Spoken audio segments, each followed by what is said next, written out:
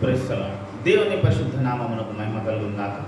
మరొక ఉదయకాలంలో ఈ కేరన్ కన్సన్ దేవుని మాట అనే వాక్య ధ్యాన ఆధ్యాత్మిక కార్యక్రమానికి మిమ్మల్ని ప్రేమపూర్వకంగా ఆహ్వానిస్తున్నాను. మీ అందరికీ ఈ ఉదయకాలపు శుభములు మరియు దైవాశీస్సులు.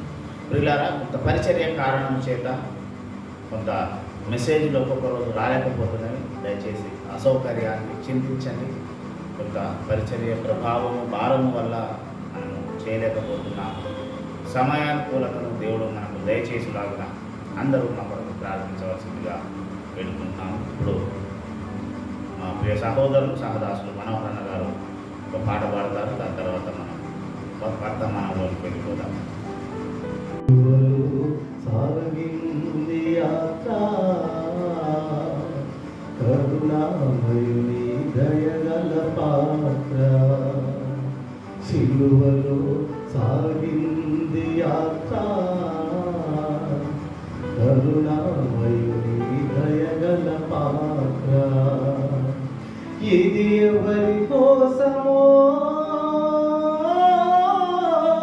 ఈ జగతి కోసమే, ఈ జనుల కోసమే.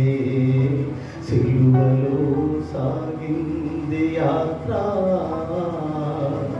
కరుణామయుని దయగల పాత్ర. పాలుగారు దేహము పైనే పాపాత్ముల కొరడాలెల్లో, పాలుగారు దేహము పైనే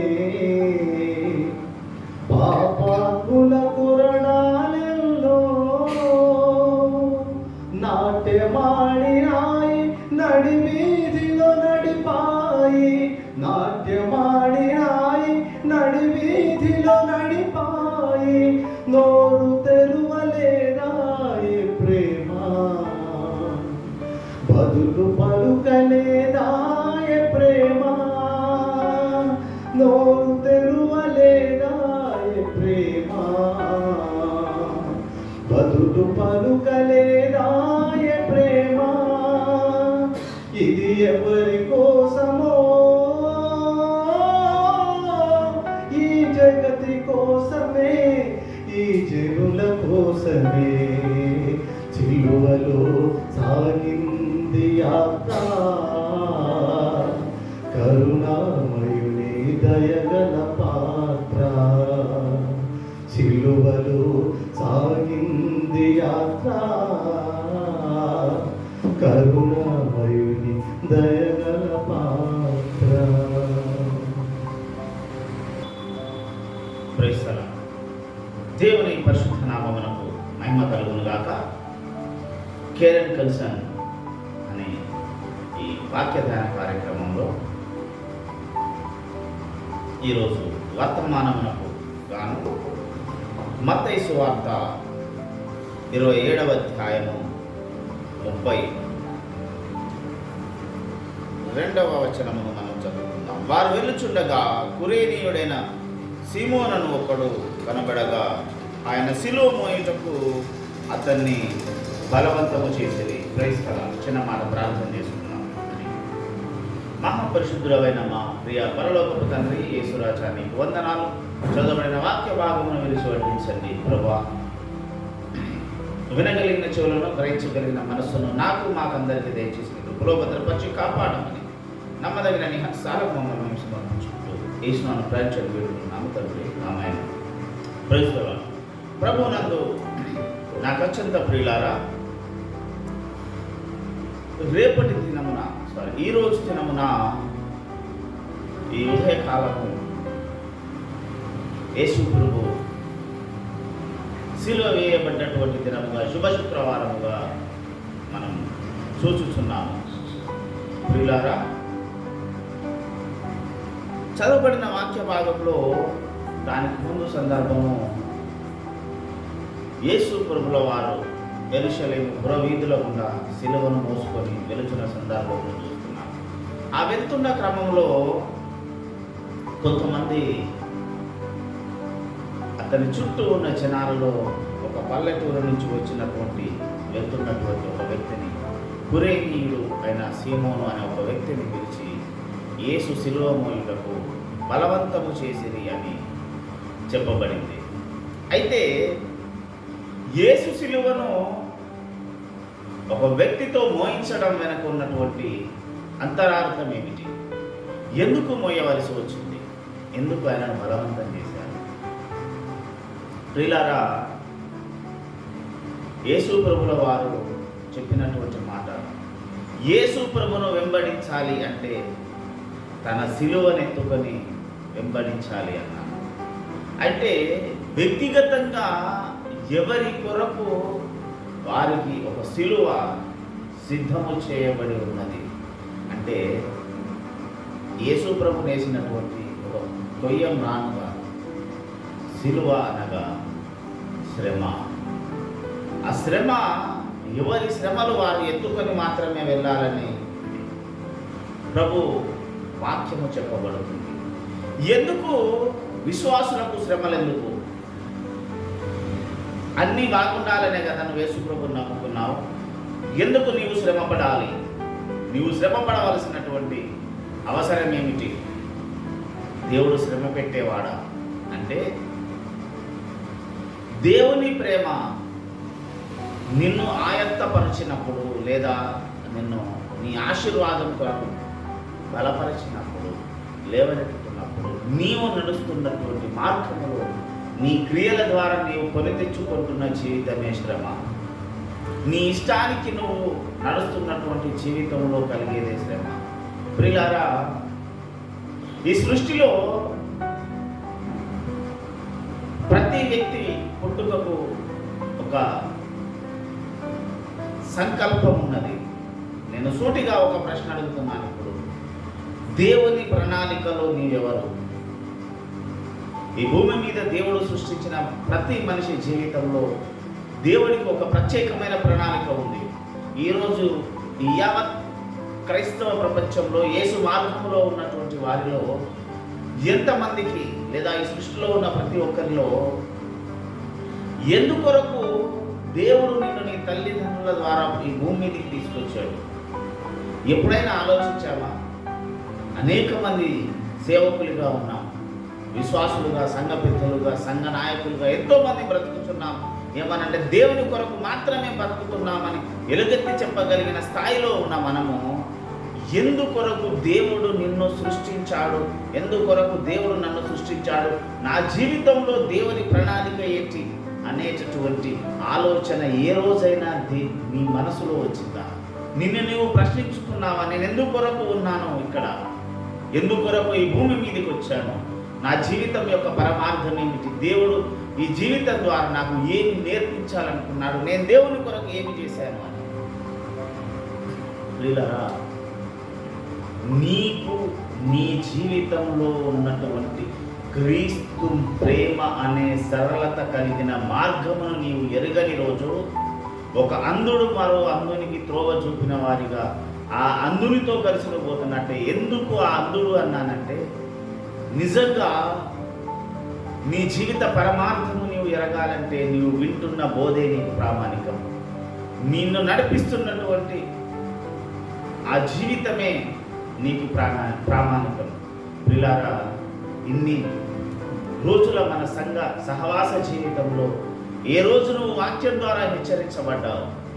ఏ రోజు నువ్వు వాక్యం ద్వారా నా జీవితం ఏమైందని నువ్వు ఆలోచించగలిగావు? ఏ రోజైనా నీకు ఈ ప్రశ్న వచ్చిందా? ఈ ప్రశ్న నీకు తలెత్తకపోతే నీ జీవితాన్ని ఒక అంధకార మార్గంలో నువ్వు నడిపినట్టే. ఎందుకంటే నీ జన్మ వెనక ఒక అద్భుతమైన దేవుని ప్రణాళిక ఉన్నది. నీ కుటుంబం కొరకైనా ఒక గొప్ప ఆశీర్వాదము దాచిపెట్టబడి ఉన్నది. ఇవన్నిటినీ నువ్వు కనుకొనలేని నాడు నీ జీవితము యేసు ప్రభు కొరకు నేను బ్రతుకుచున్నానటువంటి ఒక ఆలోచన వ్యర్థమే. ఆ వ్యర్థమైన జీవితంలో ఇంకెన్నాళ్ళు బ్రతుకుతావు? చివరి గడియలు వచ్చేసాయి, సంఘము శ్రమలోకి వచ్చింది. అందుకే అన్నాము, యేసు ప్రభు శ్రమల దినమున ఉపవాసం ఉండి అయ్యో ప్రభు అని రోధించడం కాదు. ఎప్పుడో 2000 సంవత్సరములకు పూర్వము సర్వమానవాళి కొరకు యేసయ్య తన రక్తమును కార్చి ప్రాణమును పెట్టి ఉచితంగా నీ కొరకు రక్షణను సిద్ధపరిచి ఇచ్చాడు. ఇప్పుడు దానికి ఆచార క్రైస్తవ్యం చేస్తున్నాం. 40 రోజులు శ్రమలను ఉపవాసాలు పాటిస్తున్నాం. సిలువను ఎత్తుకొని మట్టను పట్టుకొని తిరగడమో, లేకుంటే సిలువ ప్రాన్ని ఎత్తుకొని తిరగడమో చేస్తున్నాం. ఇది కాదు నీ జీవితం, ఇది కాదు యేసు ప్రభు కోరుకుంటున్నాడు. నీవు ఏమి చేయగలుగుతున్నావు దేవుడి కొరకు? యేసయ్య సర్వమానవాళి కొరకు సిలువను ఎత్తుకున్నాడు. పౌలన్ అన్నాడు, నా యేసు ప్రభు పొందిన శ్రమలలో మిగిలిన వాటిలో నా వంతు నేను నా శరీరమందు భరించానన్నాడు. ఎస్, ఈరోజు దేవుని కొరకు నీవు ఏమి భరిస్తున్నావు? నీవు ఏది దేవుని కొరకు భరిస్తున్నానని నీవు అనుకుంటున్నావో అది దేవుని కొరకే నిజంగా భరిస్తున్నావా? నీ అజ్ఞానముతో భరిస్తున్నావా? ఈరోజు సంఘములో జరుగుతున్నటువంటి అనేక రకాలైనటువంటి సాతాను ముసుగు వేసి నడిపిస్తున్నటువంటి వాటిలో కొన్ని చెప్తారు.